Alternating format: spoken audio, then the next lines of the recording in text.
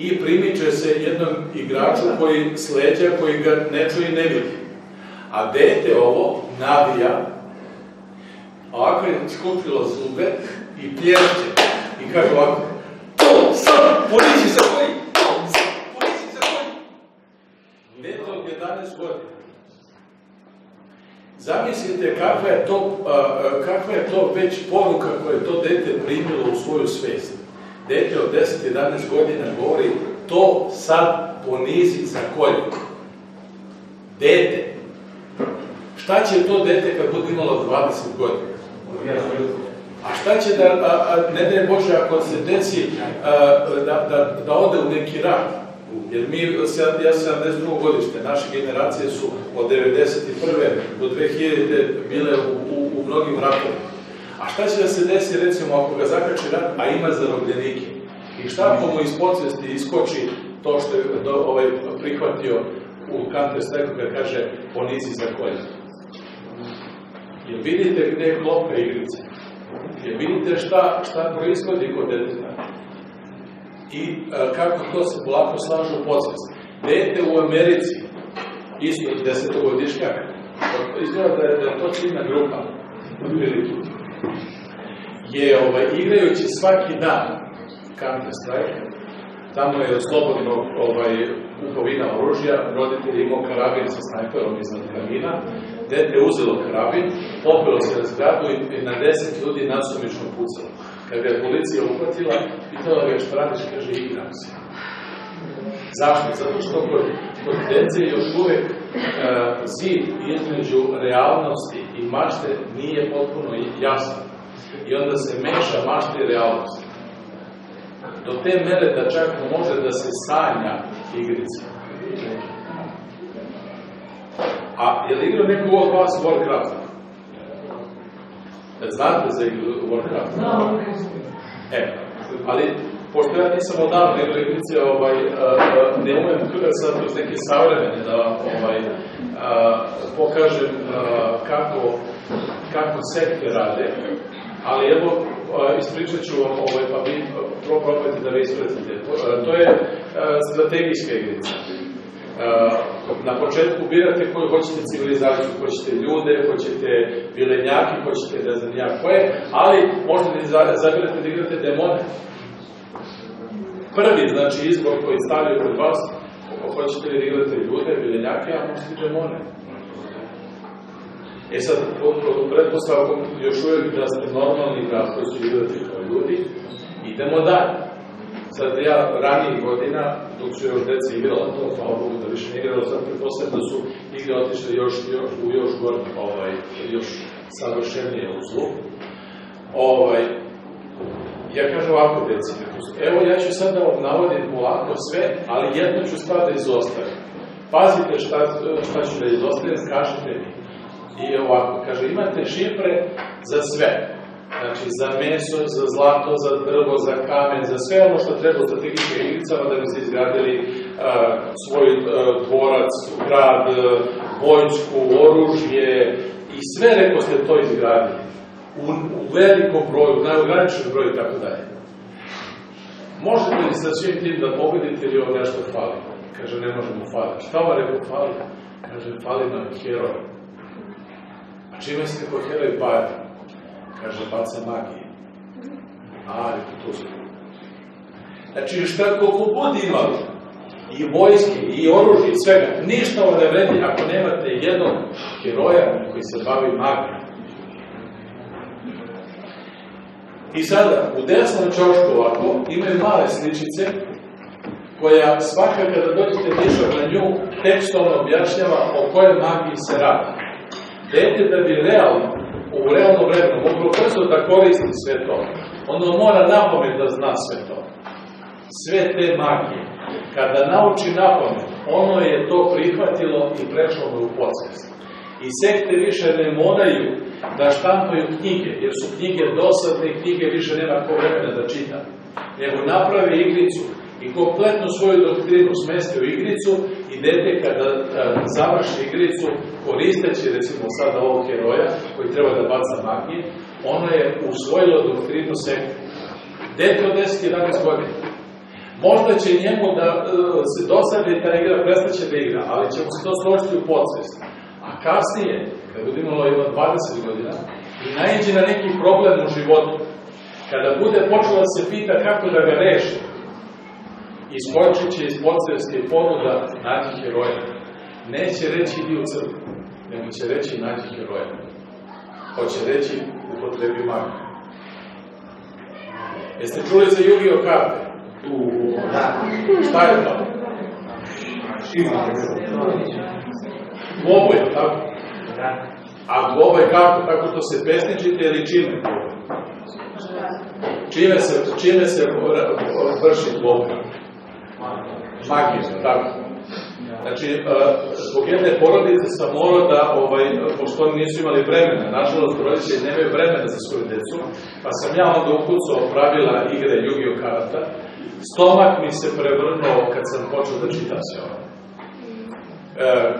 Svaka karta ima svoju sliku, značaj i tako dalje, sve neko zverinje i tako dalje. I sad, ne znam, ide tamo šta sve, kako jedan na drugu bacaju magije, a onda ide u pusto ovako. Ako hoćete da bacite specijalnu magiju, onda imate karte tribut, koje onda prinosite na krvnu žrtvu. To deca igraju u osnovnoj školi od 1. do 4. razreda. I čak i mlađa. Pazite, prilagođena crna magija za decu. I to uče ih već da prinose krvne žrtve. Decu. Šta tek da kažemo za vaš uzrast, a šta tek da kažemo za one od 20-30 godina? I gde onda naše društvo može da ide ako se ne zaštitimo od toga? Uskoro će da nas love po ulicama. Razumete o čemu pričam? Vrlo su opasna vremena ukoliko ne obraćamo pažnju na kloke. Evo, recimo, još jednu stvar da vam kažem. A pazite, znači, oni imaju druga strana, suprotna, neprijateljska, koja mrzi čoveka. Ajde da imenujem, satanisti. Znači, imaju mnogo vara i oni svoje doktrine na različite načine plasiraju za različita godišta. I nema nepokriveno. Od 0. do 100. godine svi su pokriveni. Deca malo. Za njih, to je po timovima. Znači, timovi psihologa, dizajnera, programera, režisera i tako dalje, za crtane filmove, za igrice, za modu i za sve ostalo. Tako da, za svaki uzrast ima. Yu-Gi-Oh karte su predviđene za malu decu, ne za starije. Kada završe se Yu-Gi-Oh kartama, onda ih prihvataju igrice.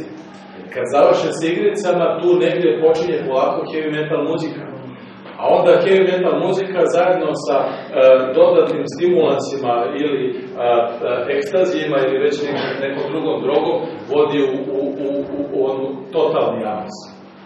Znači, to se sve polako, dozirano pripremaju deca od 5. 6. godine do 15. 16. 17. kad već tu uzimo maha.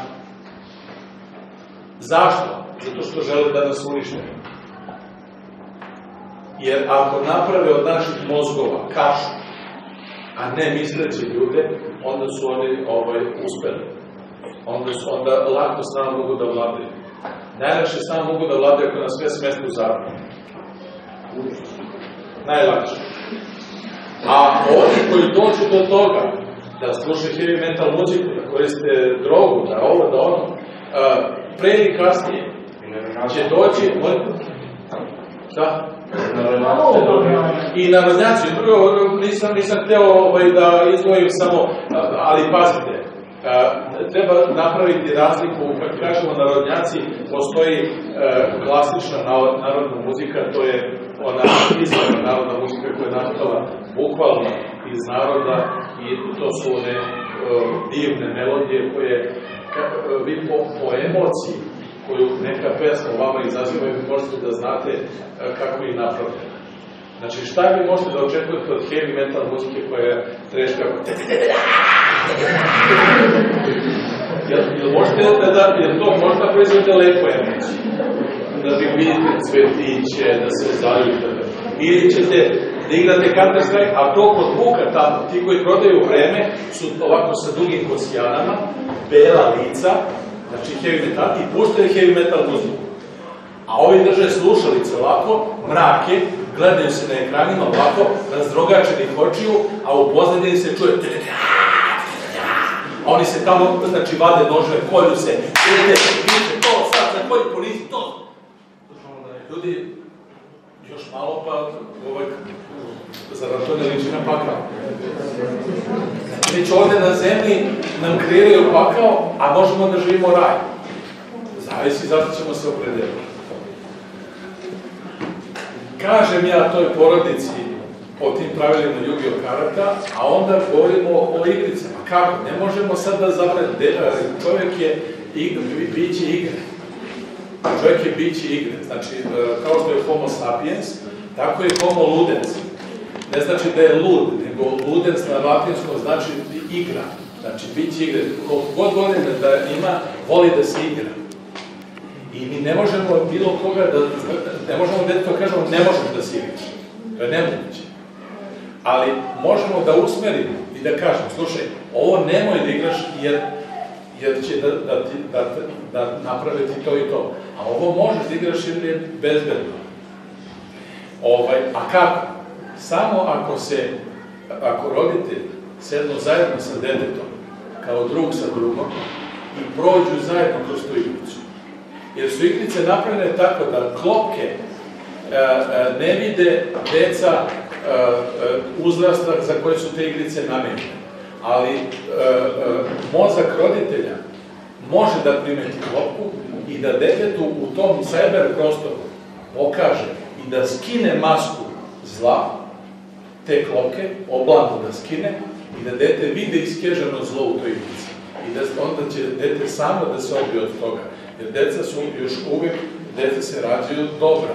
I ona ne žele zlo. Ali oni umotaju u igricama, umotaju zlo u oblande da to lakše može da se proguta. I dete nije ni svesno da je progutalo zlo. Ali roditelj može da mu to razotkrije. I tada kada mu razotkrije, dete će samo da se odbije od igrice. A zato drugu igricu možda mu kaže, vidiš, evo ovo može da igraš. Recimo u fudbalu. Ili košarku.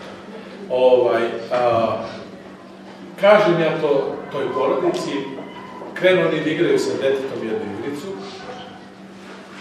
i u jednom trenutku izlazi ovako sa desne strane, izlaze, to su sad neki gejmeri, kao tinejdžeri koji tu igricu najbolje igraju, a naravno kompanije ih jako dobro plaćaju za to.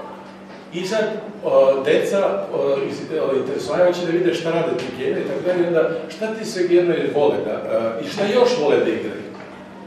I onda su kliknuli na jednu od tih igrica i se zavislo.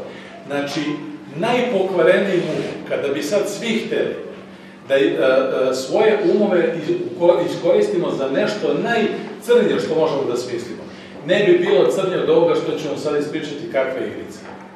Počinje tako što majka sa nožem juri dete da ga ubije. U kući.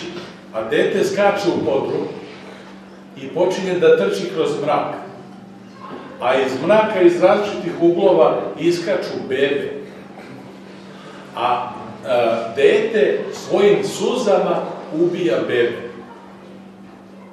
Možete li to svojim najcrnijim mislima da smislite? A vidite, oni su smislili i napravili igricu. Zamislite dokle to ide. Dokle to crnilo ide. Zato budite pažljivi. Da se igrate, treba da se igrate. I uvek, do kraja života. Ali birajte šta ćete da igrate. Budite oprezni. Jer na svakom koraku nam postavljaju zamke. Treba da se zaljubite. Budite zaljubljeni. Ali držite se za ruke. Pričajte. Upoznajte se. Ali nemojte ulaziti u seksualne odnose. Jer ovog trenutka kad uđete u seksualne odnose, tog trenutka gubite jedan drugog. Verujte, posle određenog vremena ćete izgubiti jedan drugoga. Zasjetit ćete se, iskoristit ćete jedan drugoga i bit ćete stranci jedan drugog. A ako se uzdržite i zaljubljenost razvijete u ljubav, sačekate nekoliko godina i te godine mogu biti prelepe i dođete do vremena kada možete da osnovite porodicu, uđite u brak i onda kad se venčate da ti odnosi budu blagosloveni i kao kruna vaše ljubavi. Tada, kada imate te odnose, oni neće trošiti vas, nego će vas dodatno još, će vam uvećavati ljubav. Eto, toliko sam trebao vidjeti, a vi ako ćete pitati sad. Kad ćemo biti?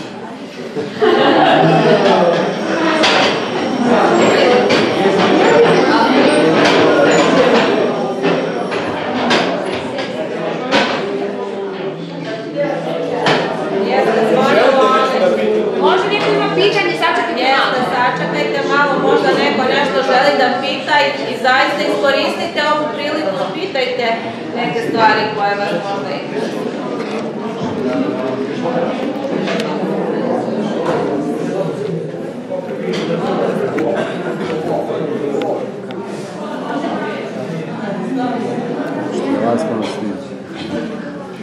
Da li ste možda ovo što ste sada čuli znali?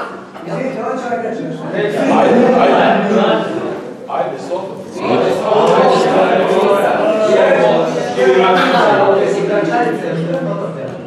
Da. Zašto je foto?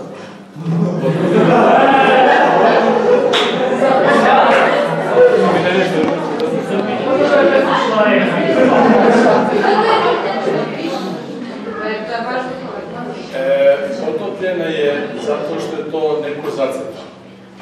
Taj koji je zacrtao nije prijatelj ni crkve, ni čoveka. Znači, taj neko koji to zacrtao, to je uradio sa velikom zlom namerom. Prvo što je potopljena velika svetinja, ali nije samo to, pa je to jedna od najvažnijih stvari. Druga stvar što dovodi celo Valjevo u opasnost da usled pucanja brane tsunami talas ide 220 km na sat i da zbriše celo Valjevo u roku od 7 minuta. Ne postoji plan evakuacije.